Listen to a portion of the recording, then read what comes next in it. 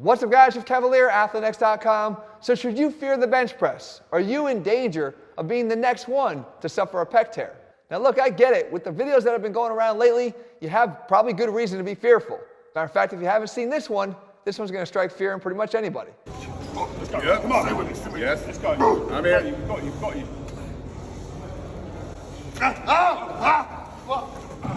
Look, there's no doubt that is one of the most gruesome pec injuries I've ever seen. But are you next in line to suffer the same fate?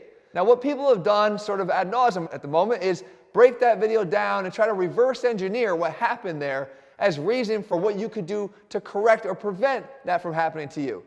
That's not the way you look at this, guys. As a PT, I can tell you need to sort of look a little bit more globally at the biomechanics of the exercise and see where you might have some shortcomings that could potentially increase your risks a bit in terms of your performance of the exercise. So I want to make sure that I do this the right way, guys. I'm going to put the science back in strength and break the exercise down for you segment by segment and see where you might be at risk and maybe where you don't even have to be concerned at all. All right, so the first thing we should do is make sure that we're all talking about the same muscle. Because when we talk about the pecs, there's a differentiation between the pec major and the pec minor. And you can see here the pec minor has a different attachment point than the pec major does, and is the big difference of why we almost never see pec minor tears on a bench press and why we almost exclusively see pec major tears, because the pec major attaches to the arm, which is going to be able to move in space to create a greater stretch that can reach its breaking point. So speaking of that breaking point, the pec can tear in one of four different places, either in the muscle belly itself or at something called the musculotendinous junction, where the belly feeds into the tendon that then goes on to attach into the arm. Or it could be a little bit more ugly, where it's going to detach itself or avulse from the bone. And that could be either at the proximal attachment on the sternum or out here in the humerus. It's actually the humeral avulsion that we saw in that video that I showed you. Okay, so now who's most susceptible to this injury? Because that's probably what you're most concerned about. Are you next? Well, there's two major categories of people that have to worry even a little bit here. And that is, number one, you're an athlete.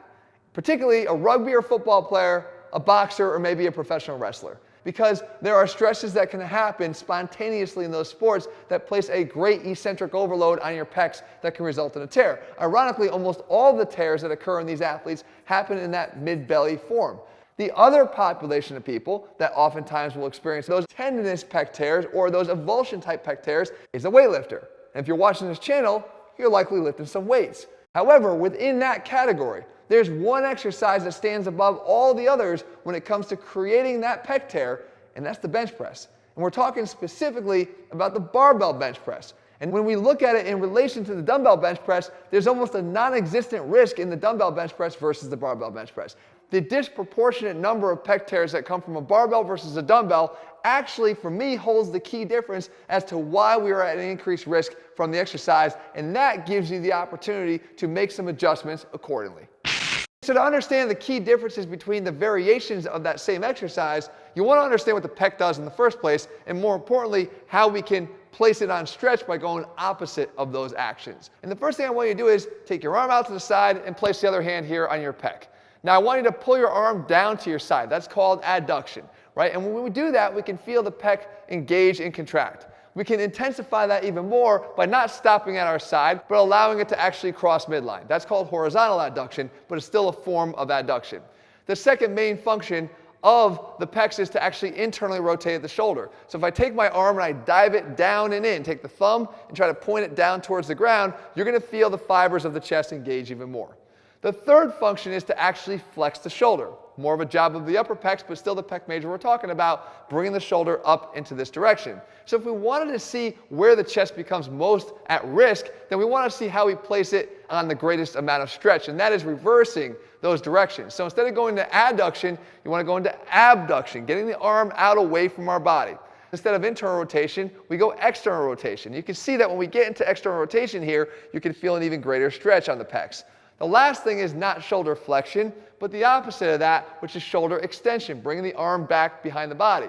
So you can see when I get into the bottom of a bench press, I'm putting myself in that maximally stretched position. Place a high load there, you're asking potentially for some trouble. Well, not so fast. You see, because of the three motions I just talked about, there's only one that actually can be altered and is altered between the two different positions of the bench press, whether done with a barbell or a dumbbell, and therefore potentially subjecting you to a pec tear. It's not rotation.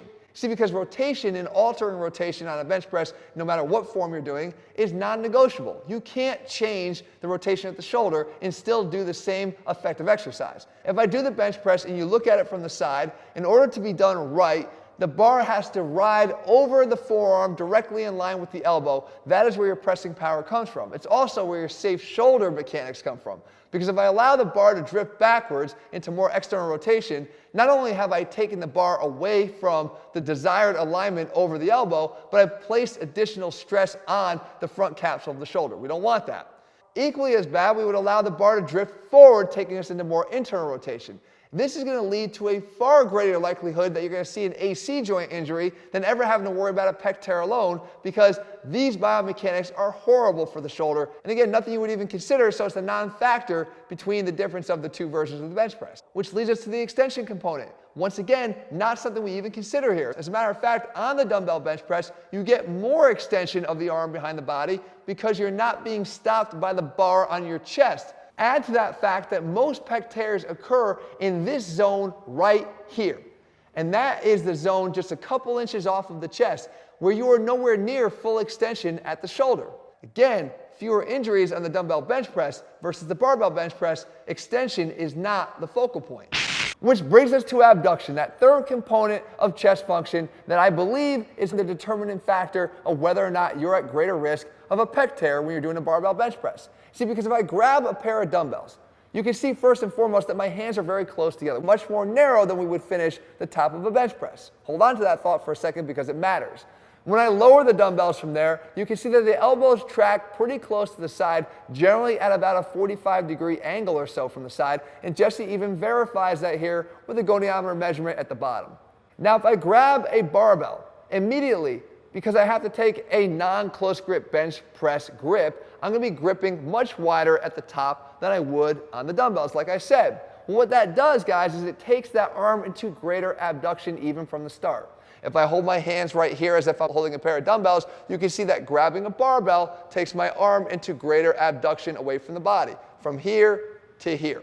Now, from there, when we drop down, even if you're properly tucking your elbows, you're going to find in most people they don't have the flexibility to get any closer than, let's say, 60, 65, 70 degrees of abduction, which is a significant increase over the 45 degrees that you get on the dumbbell bench press. This alone adds just enough of a difference, especially for those people that are lacking the mobility and the flexibility through the pecs and the shoulder to handle the stresses, especially under high loads and the heavier loads that you would experience on a barbell bench press versus a dumbbell bench press, that can lead to that sudden pec tear that you've now become fearful of. So why are you at such risk here? Well, a couple of things are happening. Number one, the activity of the pecs is greatest during the press in this area. We know that right off of the chest, the shoulders contribute the most. Then it sort of shifts a bit more towards the chest doing the majority of the work. And then it sort of finishes off with the triceps helping you up through the lockout. If we apply the fact that we know that eccentric stresses are even greater than concentric stresses, most pec tears occur on the way down, and again, in this red zone where the pecs are contributing the most of the work and the tension through them is highest. Now, if that tension exceeds what the tendons can handle, they can snap. Add into the fact that anyone abusing anabolic steroids has generally weakened tendons. They are much more likely to give in and be able to be exceeded by the force that can be generated through the stronger pecs, especially in this risk area. So now is the recommendation that you have to stop barbell bench pressing in order to avoid a pec tear? No, not at all. As a matter of fact, again, the risk is very, very low for most people, especially those that are not abusing anabolic steroids. But I will tell you this, you should try to adapt your chest to the stresses that it's going to have to face in a barbell bench press that are unique to that variation versus the dumbbell bench press. We can actually use different variations of the exercise to help our body accommodate to the stresses better. First thing we can do is a pause bench. No, not the kind done traditionally with the pause occurring at the level of the chest. I'm saying done on the eccentric when stresses of the chest are at their greatest and that area of the descent that they're at their greatest, and that is 2 to 3 inches above the chest. Now, of course, you can take this even further by incorporating the traditional pause of the chest for a double pause. Take it down on the eccentric, hold for a second in that hot zone, 2 to 3 inches above the chest, come down to the chest, hold for a second, and then explode back up to the top. Now, one of my favorite ways to do this is actually to get out of the bench press entirely and take it to the floor in a weighted push-up. And what's unique here is we're actually taking it from an open chain exercise to a closed chain exercise. And that has different kinematics that make the exercise more safe and has better stability provided to you when you perform it. So you can explore wider hand positions on the floor to get your body used to the stresses that they're gonna feel in the bench press. The fact is, all of these things can help you to accommodate to the stresses so you don't have to forego the exercise just because you're trying to avoid a pec tear. All right, guys, I hope you found the video helpful. If you're looking for programs where the science is in everything we do, because as you see here, the science matters, you can find them all over at ATHLEAN-X.com. If you haven't already done so, guys, make sure you click subscribe and turn on your notifications so you never miss a new video when we put one out. And also, guys, leave your comment below. Tell me what you want to see in a future video, and I'll do my best to do that for you in the days and weeks ahead. All right, guys, see you soon.